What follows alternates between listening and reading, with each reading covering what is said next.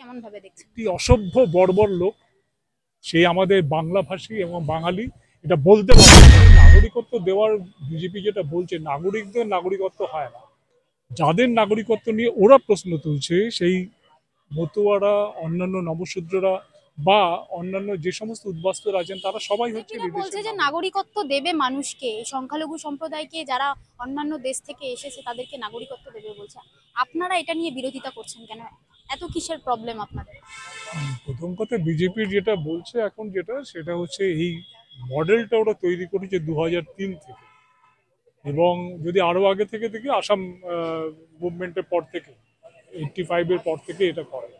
এবং যে নিয়মের ফলে আমরা দেখছি, আরটিআই করে যে নিয়ম দেখানো হয়েছে, যে ন্যাচারালাইজেশনের যে নিয়ম, যে নিয়মে আমাদের দেশের প্রধানমন্ত্রী এখানকার নাগরিক, সেই একই নিয়মে কিন্তু এই যারাই এই দেশে ভূখণ্ডে বাস করেছে, তারা সবাই কিন্তু এই দেশের নাগরিক। সুতরাং নাগরিকত্ব নিয়ে প্রশ্ন করছে ওরাই, আবার নিজেরাই বলছে সেটা হচ্ছে আমরা নাগরিকত্ব দিয়ে দেবো। সংবিধানের 5 নম্বর ধারাতে আছে যে যারা অনুপ্রবেশ না, যারা এই দেশে এসেছে 5 বছর থাকলে পরে তারাই না। এই সংবিধানে 5 নম্বর ধারা এটা বলা নেই। প্রথম কথা, 5 থেকে 11 নম্বর ধারা সংবিধানের, সেখানে নাগরিকত্বের সংজ্ঞা, নাগরিকত্ব কারা কারা পাবে, এগুলো বলা আছে। কিন্তু 11 নম্বর ধারাতে এসে সংবিধানে যেটা বলেছে, যেটা হচ্ছে মারাত্মক কথা, যেটাকে এরা ভুলভাবে কাজে লাগাচ্ছে, সেটা হচ্ছে পার্লামেন্টের হাতে ক্ষমতা দিচ্ছে, সে প্রয়োজনে সে নাগরিকত্ব আইনে চেঞ্জ করতে হবে। খুব খেয়াল করে দেখতে হবে যে আমাদের সংবিধান 1950-এ চালু হয়েছে, 26শে জানুয়ারি, আমরা যেটু 1949-এর 26শে নভেম্বর তৈরি হয়ে গেছিল, কিন্তু নাগরিকত্বের আইন তৈরি হলো কিন্তু 55-এ এসে।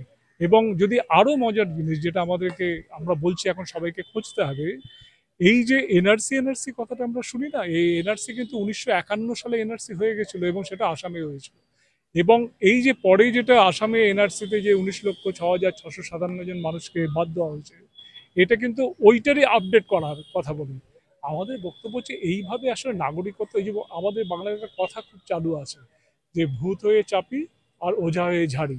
এরা যেটা করছে, এদেরকে একটা ভয় দেখাচ্ছেন মতুয়াদি, যে তোমাদের নাগরিকত্ব ইন কোশ্চেন, তোমাদের সিটিজেনশিপ কোশ্চেনেবল, এবং সেই জন্য তোমাদেরকে আমরা নাগরিকত্ব দেবো। এই যে কথাগুলো বলছে, এটা আমাদের, এবং যে ভিত্তিতে করা কথা, তারা তো অনুপ্রবেশকারী নয়, যারা বলছে যে অনুপ্রবেশকারীদের জন্য এই ব্যবস্থাটা অনুপ্রবেশকারী, করা। এই সমস্ত কিছু অনুপ্রবেশকারী, শরণার্থী, ওরা বলছে এরা হচ্ছে শরণার্থী।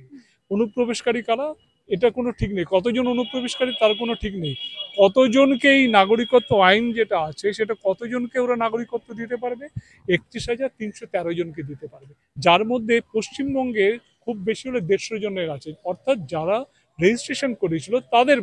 তার মানে নাগরিকত্ব হচ্ছে রেজিস্ট্রেশনের মাধ্যমে, যেটা শুধু 1955 সালে যে নাগরিকত্ব আইন তাই দিয়ে দেওয়া যেত। এই যে 2003 থেকে নাগরিকত্ব আইনের যে সংশোধনীগুলো, পাসপোর্ট আইনে 2015-এর যে সংশোধনীগুলো, এবং ফরেনার্স ট্রাইব্যুনালের যে, ফরেনার্স অ্যাক্টের যে সংশোধনী, এই সমস্ত কিছু করা হয়েছে। বিজেপি তার যে গেম প্ল্যান, তার যে নাগরিকত্ব নিয়ে তার যে গেম প্ল্যান, সেই গেম প্ল্যানটাকে সাজাতে চাইছে, অর্থাৎ হিন্দু মুসলমান বিভাজনের জায়গাটাকে তীব্র করতে আছে।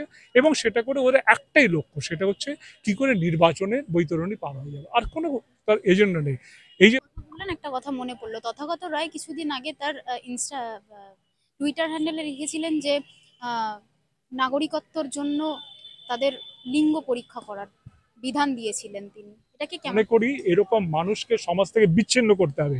সেদিন তার বাড়ির সামনে গিয়ে তারা চ্যালেঞ্জ করেছিল, মতুয়ারা এবং অন্যান্য উদ্বাস্তুকে চ্যালেঞ্জ করেছিল, তুমি এই কথা উইথড্র করো, তুমি প্রমাণ করো যে এই যে নাগরিকত্ব বিধি যেটা তৈরি হলো, আইন তো তৈরি হয়ে গেছে 2019-এ, এখন এই বিধিটাকে তুমি যে এনেছো, এই বিধির মারফতে তুমি কাকে কাকে কিভাবে নাগরিকত্ব দেবো, কেউ বলতে পারবে না।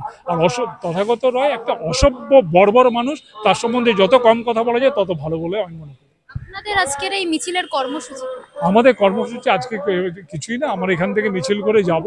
মিছিল করে আমরা ধর্মতলায় নিজামের সামনে, কর্পোরেশনের পাশে যে জায়গাটা, সেখানে শেষ করব, এবং সেখানে গিয়ে শেষ করে আমরা ছোট্ট একটা সবার মতো করে আমরা শেষ করব। মতুয়াদের জন্য কিছু বার্তা আছে? মতুয়াদের বলতে হচ্ছে, আমরা মতুয়াদের যে নিঃশর্ত নাগরিকত্ব কথা বলে, আমরা নিঃশর্ত, আমরা মনে করি মতুয়ারা সমস্ত উদ্বাস্তু বলে যাদেরকে চিহ্নিত করা হয়, যারা বাংলাদেশ থেকে এসছে, অন্য দেশ থেকে এসছে, যারা এই ভূখণ্ডে আছে, তারা সবাই নাগরিক, তাদের ভয় পাওয়ার কোনো ইয়ে নেই। বাংলার 11 কোটি মানুষ, তারা কিন্তু বুঝে নেবে এই নাগরিকত্ব মোদী এবং অমিত শাহর সাথে। অন্যদিকে বলা হচ্ছে যে মতুয়ারা নাগরিকত্বতে অ্যাপ্লাই করলে, অর্থাৎ ওই সিএ তে যে পোর্টাল আছে ওখানে আবেদন করলে পরে রাজ্য সরকার হুমকি দিচ্ছেন যে তাদের সমস্ত সুযোগ সুবিধা কেড়ে নেওয়া হবে। এটা নিয়ে প্রচন্ড টেনশনে আছে তারা। আমি একটা কথা বলছি, রাজ্য সরকার, আমি বললাম সাধারণ জনগণকে হুমকি দিচ্ছে, আমি মেনে নিচ্ছি যেটা হলেও হতে পারে, আজগুবি কথা, তাও বলছি মেনে নিচ্ছি।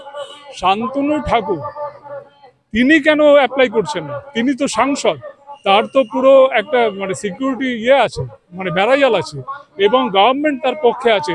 তাহলে শান্তনু ঠাকুর কেন অ্যাপ্লাই করছেন না? শান্তনু ঠাকুর তো অ্যাপ্লাই করতে পারেন, তিনি কেন করছেন না? আসলে সবাই জানে এটা হচ্ছে একটা ধোঁকা, এবং এই যে জুমলা কথাটা চালু আছে, যেটা অমিত শাহ বলে জুমলা, এটা একদম ভোটের, আর কোনো কারণ নেই। ভোটের সময় একটা এজেন্ডা খাড়া করেছে, আর কিছু নেই। ভোট শেষ হয়ে যাবে, এই নাগরিকত্ব দিয়ে যা সমস্ত প্রশ্ন সব উঠে যাবে, এবং এবার ভোটে হারবে অমিত শাহ এবং ইয়েরা হারবে, বিজেপি হারবে, এবং তারপর নাগরিকত্ব নিয়ে কোনো প্রশ্ন উঠবে না।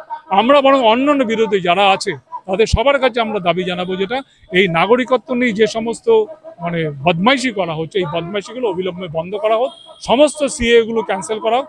55 সালের যে আমাদের যে নাগরিকত্ব আইন, সেই আইন মোতাবেক কিভাবে কি করা যায় সেটা ভাবা, এবং ভারতবর্ষের একজন নাগরিক যারা আজকে ভূখণ্ডে এই মুহূর্তে এই ডেটে যারা আছে, তাদের কাউকেই কিন্তু বেনাগরিক বলা যাবে না, তারা নাগরিক না এটা বলা যাবে, তাদের নাগরিকত্বের চ্যালেঞ্জ করা যাবে না, এটা হচ্ছে আমাদের। হাওড়া জেলার আমতা এবার সবচেয়ে কম খরচে বসন্ত কনস্ট্রাকশন। এখানে ওনারশিপে দোকান ঘর ও ফ্ল্যাট বুকিং চলিতেছে। ঠিকানা আমতা ইকো ব্যাংক বিল্ডিং ও আমতা রেল লাইনের পাশে বা ইন্ডিয়ান অয়েল পেট্রোল পাম্পের সামনে। বসন্ত কনস্ট্রাকশন, সবচেয়ে বেশি সুবিধা, অল্প খরচে 4 হুইলার পার্কিং পেতে পারেন। বসন্ত কনস্ট্রাকশন, আমাদের ঠিকানা আমতা ইকো ব্যাংক বিল্ডিং। বসন্ত কনস্ট্রাকশন, আমাদের সঙ্গে যোগাযোগ করতে পারেন 9732919779 এবং 9564262669 এ।